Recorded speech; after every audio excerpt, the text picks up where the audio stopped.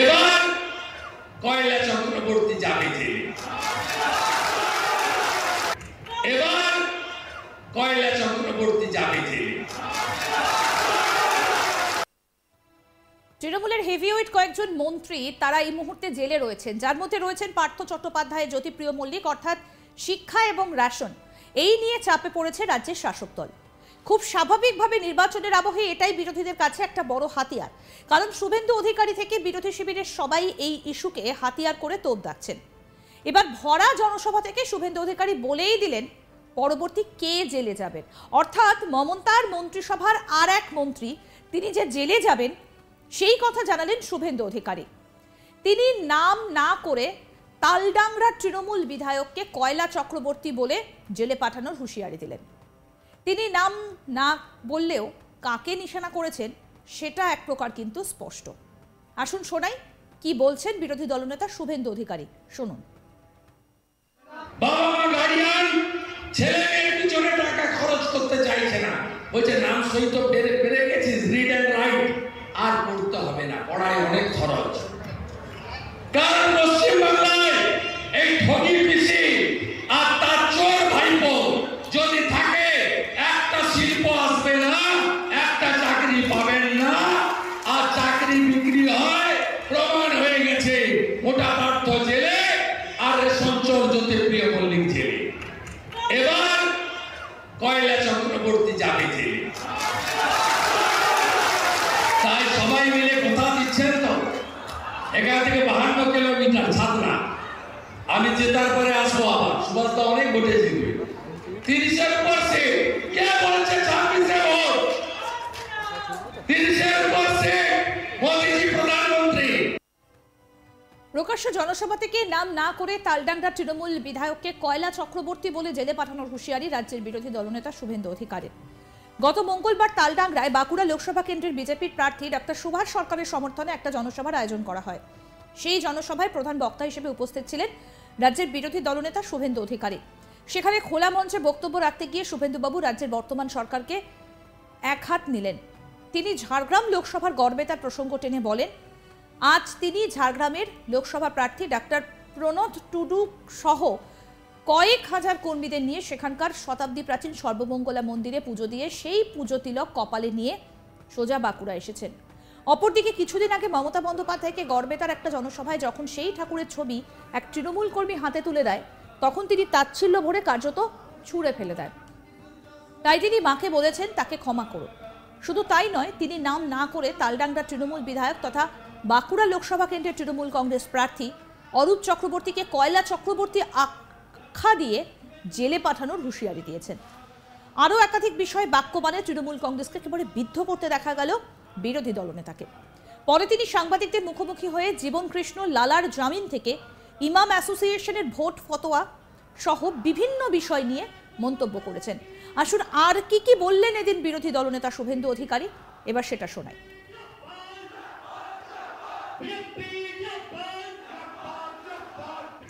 এবার কয়লা চক্রবর্তী যাবে জেলে।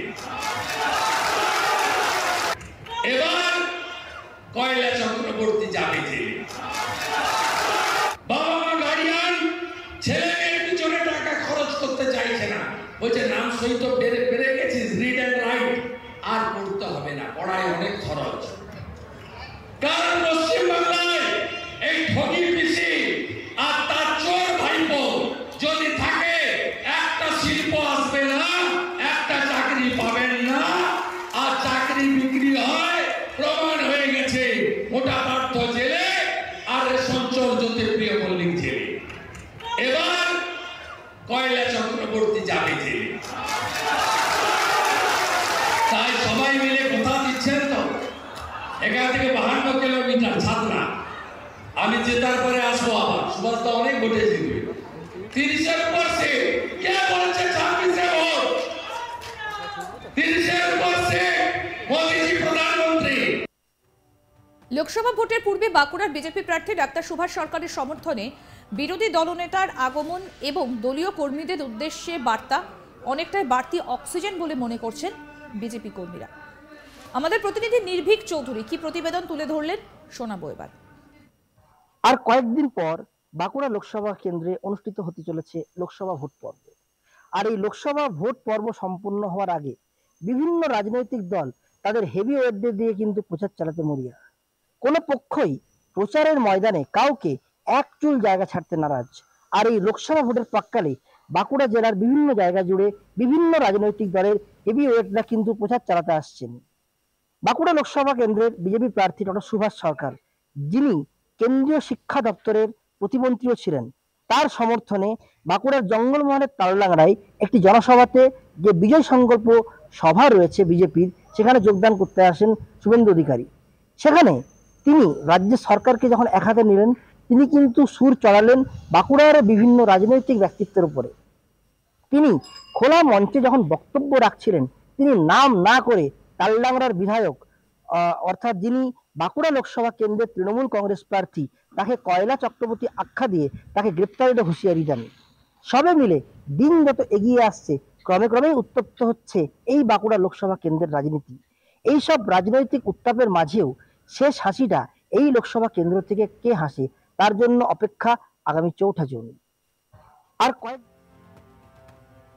টিএমসির হেভিওয়েট কয়েকজন মন্ত্রী তারা এই মুহূর্তে জেলে রয়েছেন, যার মধ্যে রয়েছেন পার্থ চট্টোপাধ্যায়, জ্যোতিপ্রিয় মল্লিক। অর্থাৎ শিক্ষা এবং রেশন এই নিয়ে চাপে পড়ছে রাজ্যের শাসক দল। খুব স্বাভাবিকভাবে নির্বাচনের আবহে এটাই বিরোধীদের কাছে একটা বড় হাতিয়ার, কারণ শুভেন্দু অধিকারী থেকে বিরোধী শিবিরের সবাই এই ইস্যুকে হাতিয়ার করে তোপ দাচ্ছেন। এবার ভরা জনসভা থেকে শুভেন্দু অধিকারী বলে দিলেন পরবর্তী কে জেলে যাবেন। অর্থাৎ মমতার মন্ত্রিসভার আর এক মন্ত্রী তিনি যে জেলে যাবেন সেই কথা জানালেন শুভেন্দু অধিকারী। তিনি নাম না করে তালডাংরা তৃণমূল বিধায়ককে কয়লা চক্রবর্তী বলে জেলে পাঠানোর হুঁশিয়ারি দিলেন। তিনি নাম না বললেও কাকে নিশানা করছেন সেটা এক প্রকার স্পষ্ট। আসুন শোনাই কি কি বললেন এদিন শুভেন্দু অধিকারী।